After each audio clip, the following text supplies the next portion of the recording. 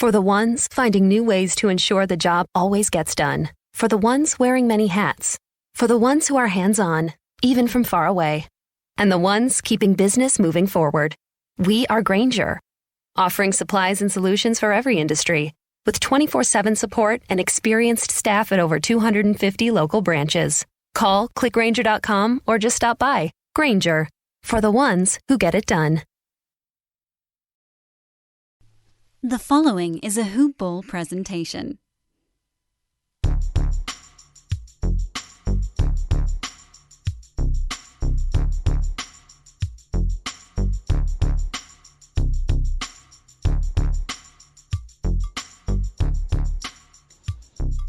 Hello, and welcome to the Hoop Ball DFS Today podcast.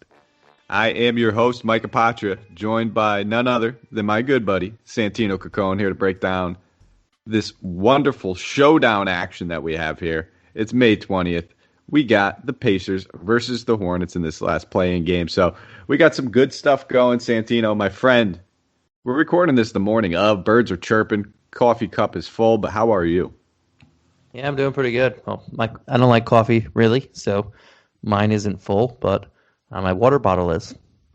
Yeah, are you a tea drinker? Do you like tea? I don't mind it, but I don't really drink too much.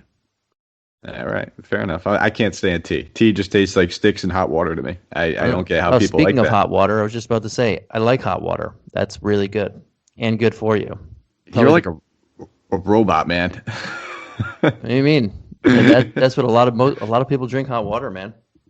I swear. I mean, I'm sure there are people out there. I don't want to disrespect all of our hot water drinking listeners like that, but that's just I haven't heard of that. Just sipping hot water. Well, usually it's tea. You got to expand your cultures, buddy. I do. You're absolutely right.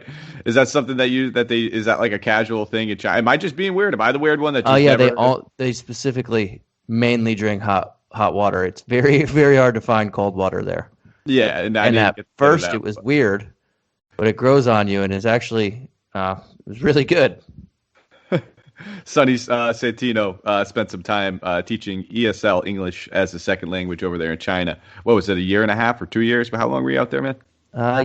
Yeah, close to 2.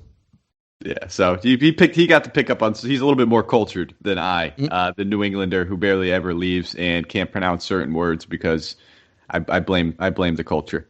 Coffee, I get my stones broken over that. My girlfriend loves to make fun of the way I say coffee. And pillow.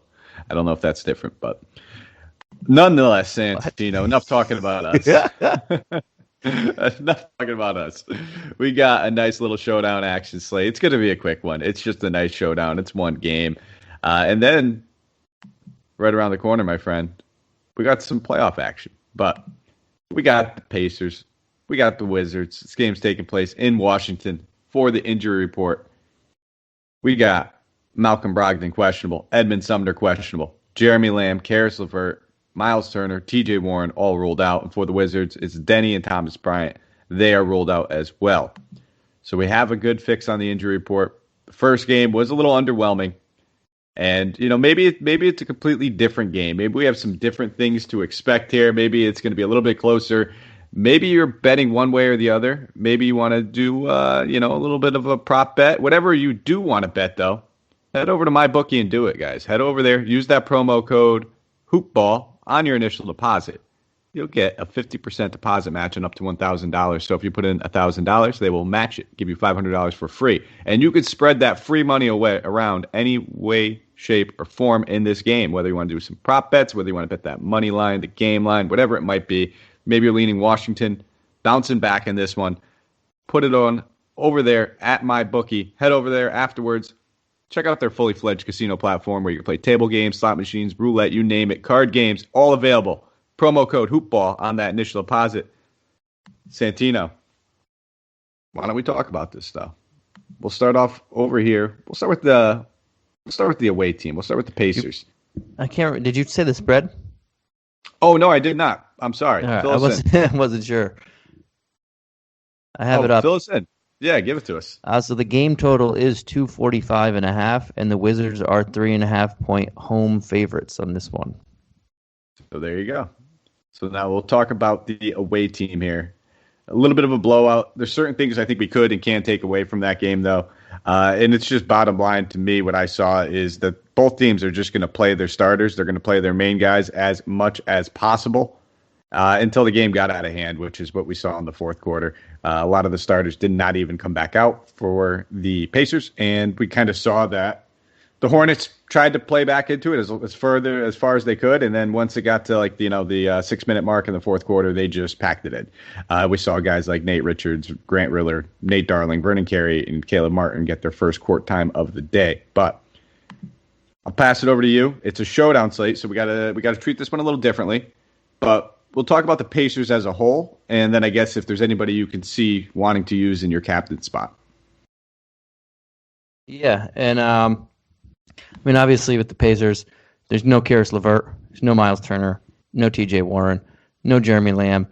At least 3 of 5 starters, depending on if Lamb was in there or T.J. Warren. I know Lamb was coming off the bench, but 3 of 5 starters for the most part are not going to be available in this game. So you can look at Brogdon and Sabonis as the only pretty much guys that were supposed to start the season still starting. With that said, Justin Holiday's been starting most of the games because T.J. Warren's been out. Now we have Brissett starting. McConnell's playing a lot of minutes. McDermott's playing a lot of minutes. That's where I'm sticking to. Sabonis is going to be a lot expensive, and it's going to be very hard to get one of him or Beal or, my gosh, Westbrook in your captain spot and have enough money to still have a decent lineup. Westbrook's over 20K in his captain spot, but just break down to the Indiana side. Sabonis is in a great matchup. He came out really flat shooting the ball last game.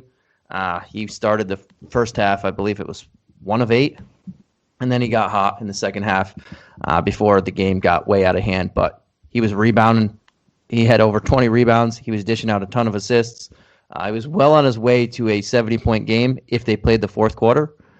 Even though he started the game 1 of 8, he finished 7 of 15 shooting. And that was against the Hornets, who have a bad front court, but the Wizards don't have a great front court either. So Sabonis is definitely in play, obviously, as is Brogdon. He looked pretty good. He scored 16 points with 8 assists. He only played 21 minutes, but they didn't need him. And I like the savings that T.J. McConnell gives you, to be honest, and that's who I prefer here. McConnell's better when Brogdon's out, but there's no LeVert also, so more minutes are available to him, and I like him. Brissett was playing really good in the last game, and he's played pretty well against the Wizards in both their games.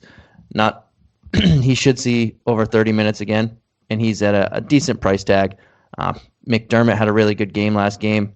Justin Holiday had a really good or decent game last game. But the one guy that I'm looking at like cheap is Edmond Sumner. He only played 7 minutes last game. He was questionable, but I believe he should play in this one. I think both the guys that are questionable in Brogdon and Sumner are going to play in this one and give it a go. But at the bare minimum 3K with no Karis LeVert, hopefully in a closer game, I think Sumner sees more minutes and is a guy that you can throw a stab at. Yeah, a lot of good things you said there. And you also shot me a side message, and I appreciate that because I was talking as though I was a toaster strudel and was saying Hornets instead of Wizards. I do apologize for that. So Santino on top of the game over there without the coffee and the hot water. So maybe that's the go-to. That's the switch. The coffee just has no effect on me anymore, so I need to go to hot water. But I'm with you on a lot of these Pacers guys. Sabonis, I think, is absolutely probably one of my top plays. I know you said it's going to be tough to get him in that captain spot. My initial build, man, I want him. I want him in my captain. When I look at the upside on the slate, there's only 2 guys that have that top tier upside. It's Sabonis, it's Westbrook. We can argue Beal has it. I'm not going to say he doesn't. I'm taking it into concern that Beal's probably still playing a little banged up. Yes, he returned. Yes, he still took 25 shot attempts and played a bunch of minutes in that last game. But you got to imagine that this dude, he came back pretty quickly, and they need him. He's going to play no matter what, but are we going to find out when the series is done and the Wizards are gone and all that good stuff that Beal was, he really needed 4 to 6 weeks off or something like that? That's possible. So I do absolutely want to get some Sabonis. I do want to get back to some McDermott. You touched on Sumner. I'm worried. I don't think he does play. And if he does, I think it's very limited. He aggravated his injury in that last game. He only played 7 minutes and he never returned back to the game. So he actually left the game. It wasn't that he didn't play because the game got out of hand. He checked out, I believe it was in the second quarter, middle of the second quarter, and just never came back. While a lot of these other starters, and then we saw Aaron Holiday close the game. So keep an eye on that. That could be more minutes for Aaron Holiday, for T.J. McConnell, and Keelan Martin. I could see a couple more minutes going to each one of those guys. I would only look at Keelan and Aaron Holiday if I was desperate, if I needed the value.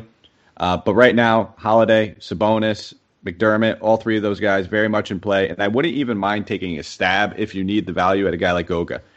Don't be fooled by that huge game. I'm not expecting one like that. Again, he closed that fourth quarter. Sabonis didn't even play. But early on, there was some encouraging signs. He actually played a few minutes alongside of Sabonis. So they'll flip-flop. They'll put Sabonis at power forward for, 8 to 10 minutes maybe. And in those cases, I don't mind taking a look at Goga. Just a great point per minute guy where we're talking about a showdown slate. If it means that we can get Sabonis and Westbrook in our lineups, one of those guys and the captain, I'll eat the 15 to 20 points from him if I can get that. So those are the four guys I'm looking at over here. On the Washington side, Santino, I'll pass it over to you. Oh, wait, hold on. Fun fact, Sabonis is averaging 70 DK points against the Wizards this season in 3 games. These guys have just been barn burner type games. We'll look at the Wizards, though. I talked a lot about Westbrook. I want to play him. I just don't think I can get him in the captain and be able to afford anything else with a pulse. But who else can we look at outside of Westbrook on this team? Yeah, I mean, it's going to be tough to pay nearly half your salary to get Westbrook in there. If you put Westbrook in your captain spot, you're pretty much saying you can't play Sabonis, you can't play Beal. You might not be able to play Brogdon and still like your lineup. I don't really want to play Brogdon, but it's very tough to put him in your captain spot and say go around. But yeah, you could play Beal. You meant he looks like he's still a little bit banged up, but that doesn't mean he's not taking a massive amount of shots. The guy's still scoring over 41 points every game in the last 4 games, 5 games, 6 games, 7 games, you name it. But he's playing a ton of minutes, and you look at his shot chart, he hasn't shot under 20 shots this entire month. I know he missed a week of it, but that's 8-9 games that is just over 20 shots at minimum. So he's getting the volume. He's there. If you can't pay up for Westbrook, which I want Westbrook too, but if you can't get it and you just don't like the rest of your lineup, Beal is not a bad fallback option to get 40 points at minimum in this one in a do-or-die game. I expect him to just take a lot more shots as well. I don't know how many more, but I don't expect him to shoot under 23 shots in this game. Outside of that, Ish Smith's looking really rock solid last couple games. He had a really good game in the last one and really good game before that. In the 2 games against Indiana earlier in, I should say, this month, he played minutes in the teens, but he brought back nearly 20 fantasy points. I would say 20 on average, which is rock solid in minutes in the teens. His minutes have only gone up since that last Indiana meeting. He hasn't played minutes under 23 since the last time they played Indiana, which was about 12 days ago. Guy's been really rock solid right now, and the way that without LeVert and seeing a little bit more of Aaron Holiday, more McConnell and Brogdon together, the Wizards I'm saying the Wizards, the Pacers can play a little bit smaller and are playing a little bit smaller. The Wizards can match up like that, and Ish Smith can play alongside either Westbrook or Beal, or both of them if need be. So I like him to get a consistent amount of minutes there as well. And Daniel Gafford's always a guy that I like to take stabs on. I know his minutes aren't there, but he's a very good per-minute guy, and since he's come over here, he's been playing rock solid. So I don't mind going there. And one guy I skipped that is kind of iffy to me is Rui at 6'8". It's probably not doable to get him in your lineup because he is a little bit more expensive comparatively, but he's also it's also kind of cheap at the same time. Though both these teams are very top heavy, so he kind of falls into that no man's land for me. Yeah, I don't mind taking looks at Rui when I know like one of Westbrook or Beal's out where he's getting some of that usage trickle down. But when you got two guys that just take, combined 60+% of the team's usage, it's hard to rely on anybody. And don't pay much attention if anybody's looking at that last game wondering why he only played a couple minutes. He got into foul trouble like really early. So they had no choice but to bench him. And that's kind of why you saw it trickle down, I think, of a few extra guys, guys that we normally see in the rotation playing solid minutes. But, Bertans played 33 in that one. He's been touching over 30 out of 4 of the last 5 games. But, I don't know if he's going to touch 30 every game. I feel a little bit cautious on Bertans, a very scoring reliant guy. But you touched on Beal. I'm not going to have him simply because I know I'm going to have Sabonis. I'm going to have Westbrook. I think you need to play at least 2 out of the 3 guys. It just doesn't make sense in any way, shape, or form not to, especially when we're talking about 2 teams where we know where the usage is going. And like you said, neither one of us want to spend up on Brogdon. He was playing under a minutes restriction in that last one as well. That's probably still going to be on there. Push comes to shove, they might push him as much as they could. But they said 5 to 6 minute bursts in that last one. And they kind of stay true to that. So keep an eye on what news comes out for Brogdon. Either way, he's not really an option for me. I'm with you. I preferred McConnell over him. But I just don't see myself spending a ton of money here. It's going to be on Westbrook. I want the guy that I know is probably going to triple-double. He's averaging almost 90 DK points against this Pacers team in 3 games. And then I know that's where the usage is going to go too. And then one of these guys in the front court is going to put up a good game, if not 2 of them. Between Lopez, Len, and Gafford, they're all basically just splitting the minutes 3 ways. I kind of like Gafford a little bit more. I'm with you there. Lopez is probably my second option if I had to go. But one of these guys should have a decent game. And again, if we're dumpster diving for some value, if you're trying to get Sabonis or Westbrook in that captain spot, which I truly think is ideal, both of these guys, they could put up over 100 DK points in that captain spot tonight and easily make up the difference between playing a 2K guy to like a 4 or 5K guy. Because when we look at the next tier up, I don't think guys like Ish Smith, Hachimura, Bertans, I don't think any of these guys have massive upside. I think at best case scenario between any of these guys is probably 30 DK points tonight.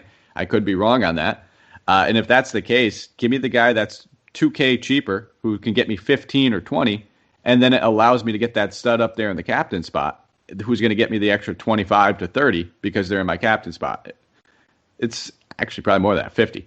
It's like a no-brainer to me in this kind of slate build. So that sounded a little jumbled up. I'll go back through it. I'm looking at Westbrook, and I'm looking at one of those centers. I wouldn't mind taking a stab at a guy like Ish Smith again. Kind of feels chasing, but those are the main guys I'm looking at. Anybody else, I just don't trust. I just don't trust the usage, or they're just not fitting my builds with Hachimura and Beal. So that brings us home, Santino. That rounds us out.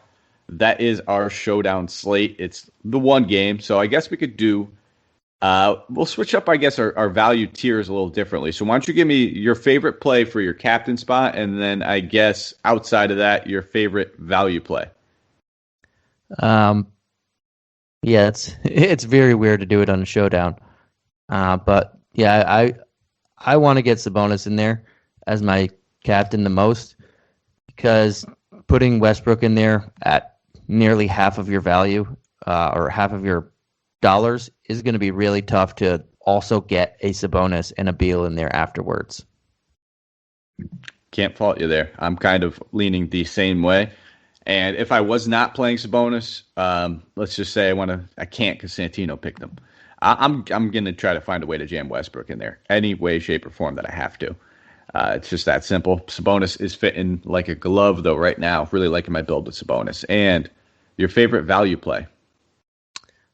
So what's the value tier? I guess we could say anything that is not Beal, Sabonis, or Westbrook.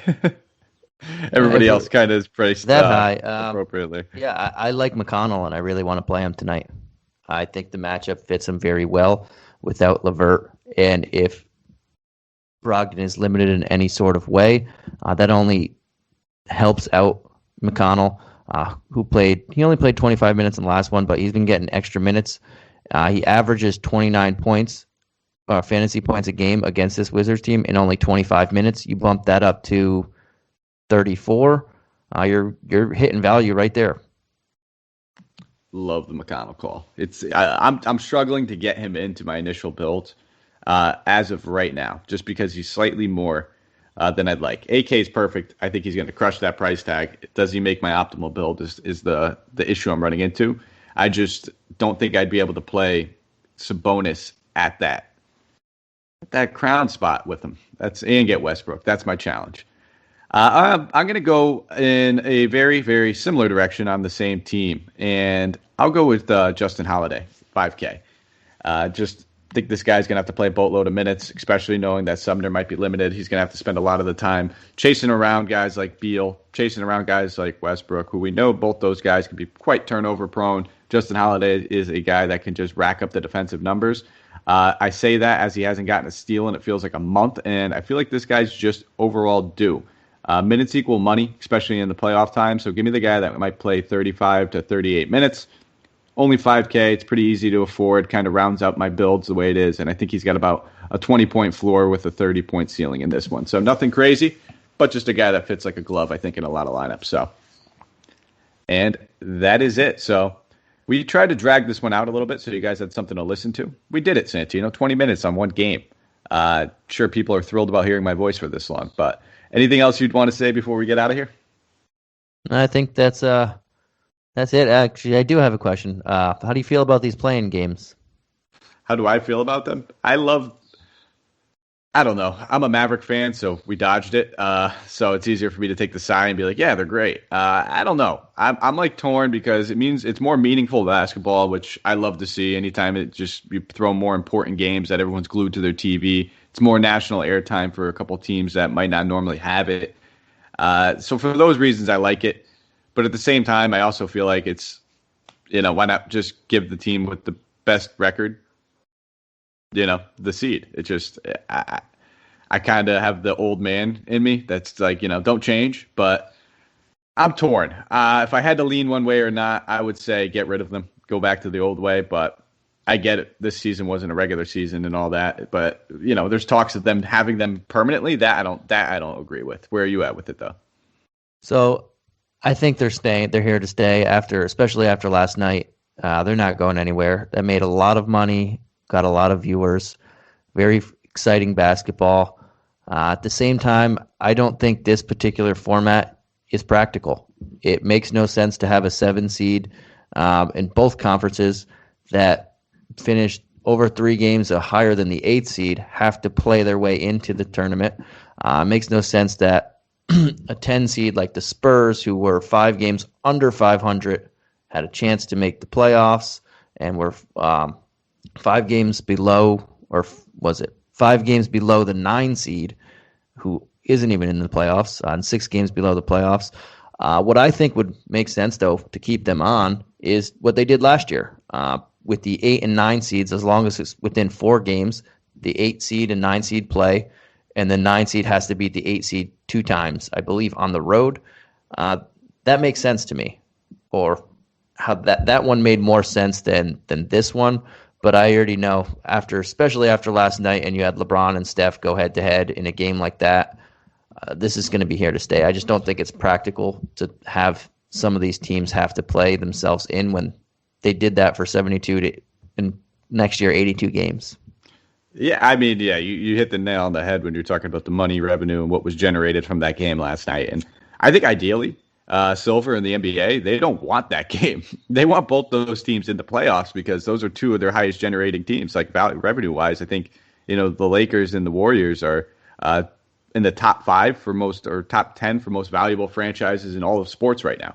So when you're talking about 2 of those teams, they want but I get it. It just makes more meaningful basketball. It's more money to be made, and who doesn't want that when you're a high up in the NBA or in a front office of any team? So I get it. But like you said, I kind of like what you said right there. If it's within a certain amount of games and both 2 losses to the team with the higher seed in order to bounce them, all that makes a lot of sense to me. So maybe you get my vote. Because when you're looking at it, just practicality-wise, the Wizards just beat the Pacers 2 times in the last 2 weeks to leapfrog them in the standings and get the 8th seed, also leapfrog the Hornets. But now they got to play them a 3rd time, and if they lose, they're out of the playoffs. The Warriors just beat the Grizzlies on the last day of the season when they both had identical records to take a 1-game advantage and get the 8th seed and knock the Grizzlies down to 9. But now they got to play them again and that game essentially didn't matter. So that's what I'm saying. The practicality of it is a little different. But I liked what they did last year a little better than what they did this year, though this year made a lot more money, so I'm assuming it's staying. Money talks. But that is all that we have for you guys. If you want, we'd appreciate it. Give us a follow on Twitter, at Mikeapotria, MikeApoTria. You can find Santino at Santino Caccone, SantinoCaccone. Yes, we are very original with our Twitter handles. Also, thumbs up, 5-star, rate, review. We appreciate it, guys. Anywhere you listen to it, Stitcher, Spotify, iHeartRadio, Apple Podcasts, wherever it may be. Subscribe, 5 stars, all of that good stuff. Subscribe to the DFS Pass and the Season Fantasy Pass over here. We still have content brewing over here at Hoop Ball. Everything from the wagering side of things to the DFS side of things are fully live and fully active. We're still putting out content for people who are looking to make a little bit of money during the playoffs. So if you're looking for a little bit more of an edge, a little bit more action, how can I get more info? How can I get a hold of you guys more? That is the way to do it. So we will be back next time. Thank you guys for listening. Take care. Let's go take down some tournaments.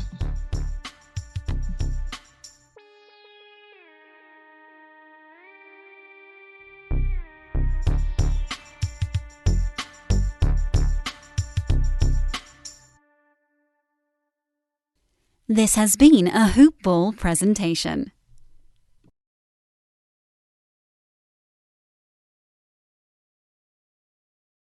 For the ones standing guard, for the eagle-eyed, for the knights in shining armor, and for all those who support them, we are Grainger, your experienced safety partner, offering supplies and solutions for every industry, committed to helping keep your facilities safe and your people safer.